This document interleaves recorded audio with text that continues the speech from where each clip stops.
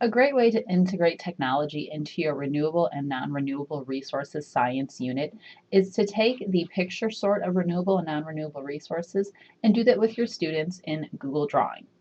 We will share with you this folder entitled Science Just-in-Time Training Third 9 Weeks, and you can access that through Google Drive.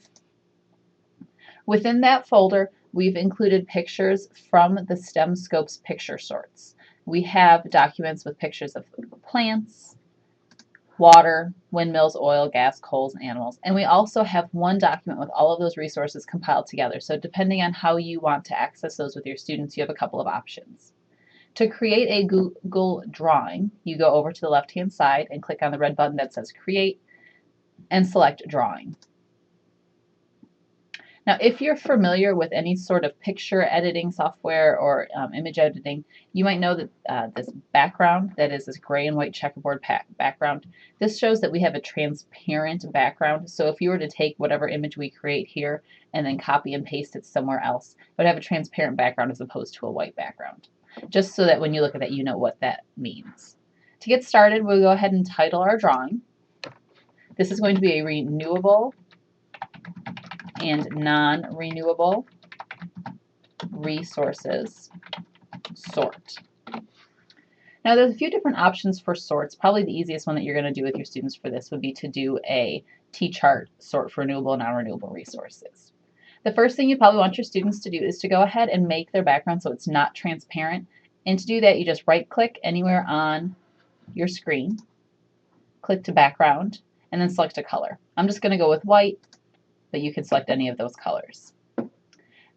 This white rectangle is the field where we're going to create our drawing. You can resize the field by using this resize indicator down here. The automatic size is about the 8.5 by 11 page size. To get started, we're going to need to create the actual T-chart. Up here in the left-hand corner are the tools that you'll need, and once you get started with the tools, they're pretty easy to understand. To create our T-chart, I'm going to use a line. I have a couple of options for lines, but for the T-chart, I just need my basic line. I'm going to draw the top of my T. You'll notice my line is really straight. I achieve that straight line by holding down the Shift key. That helps keep your line from going all crazy. So with the Shift key, it'll automatically take it to 90-degree angle or 45-degree angle or a perfectly straight line. So I've created my T-chart. Now I need to label it. The box with the T is the text box. Just click and type. This side will be renewable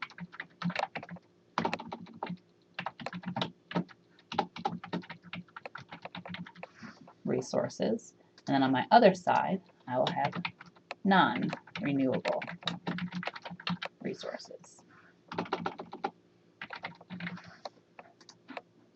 You can have your students, as they're doing this, resize their text box. They can change the font by selecting their font. Go ahead and make sure that everything is in a line. You'll notice that when I'm moving my labels, that red line appears to show me that my non-renewable resources label is now lined up with my renewable resources label. Those guidelines are very helpful as you're trying to make your work look nice.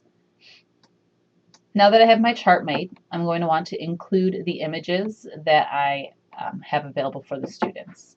So over in my Just-in-Time Training folder, I'm going to open the renewable and non-renewable resources images. This is the file that has all of the images saved in one place, which is probably easiest for your students to access. I'm going to start with the first image. The easiest way to do it is just select the image, then right-click, copy, go back to my drawing, and I'll paste the image. It will take a moment for your image to create, and then it's right there. Your students will need to resize the image so that it fits on their sheet. You'll see that my red guideline shows up to show that I'm in the center of that section, and then your students can just go back and forth. The pictures are not labeled, so they have to kind of look at the picture and select if it's renewable or non-renewable, which is the goal of our activity. I'm going to copy this picture of coal. I'm going to come and paste it in my non-renewable side. This image is very large, so I definitely need to resize that. So after your students get all of their images sorted in the way that they think they should be sorted, we have the opportunity to comment on these pictures, which I would require students to do because it's a good way for them to show their thinking. To comment on a picture, they simply select the picture, right-click, and go down to where it says comment. And this is where your students could explain their thinking. Plants are renewable resources because after they are used, they can be regrown within a lifetime. And then they can put their comment with that picture. When I click on this comment, you'll see that the picture of plants is highlighted with a light yellow box, which lets me know that's the comment that goes with this picture. Now, as a teacher, as your students share their sorts with you, you have the option to reply to this comment. Great thinking. And you can make your reply, and it'll come up under your name. Now, if a student incorrectly sorts a picture and leaves a comment,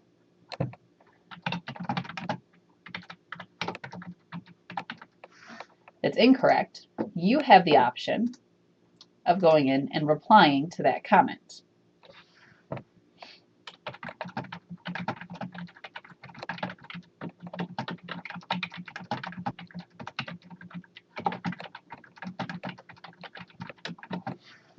So you can see what your students' thinking is, and then they can return to their work and they can see your thinking.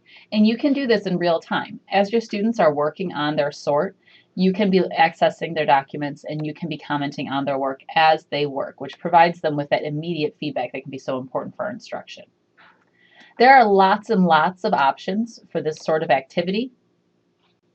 After your students have completed the renewable and non-renewable resources sort, you could do things like select pictures with multiple resources and have the students create Venn diagrams where they have to identify each of those resources and decide if they're renewable or non-renewable, or if the picture contains both of those resources. There are lots and lots of options here with Google Drawing, and it's a very flexible tool that can help you as a teacher to make your learning more clear for your students. Google Drawing is a great tool to use for this renewable and non-renewable resources sort, but this is by no means the limit of the activities that you can do using this tool. An extension activity may include having your students find a picture that has multiple energy sources, and then having the students mark up that picture to show the different energy sources and the type of renewable or non-renewable energy that's being used there. They can use features in Google Drawing such as the arrow tool to show what their sources are. They can change the line weight of their arrow so that it sticks out more. They can change the color of their arrow so that it's more noticeable on their page. And then from there, they can include some text about the resources that they're indicating. They can show their thinking using that. Google Drawing is easy for our students to use because so much of it is similar to Microsoft PowerPoint, which is a tool most of them are familiar with, but it allows you even more flexibility as you're working. The possibilities for uses for Google Drawing in your classroom are endless. I hope that this quick activity has sparked your creativity and that you're able to utilize this fantastic tool.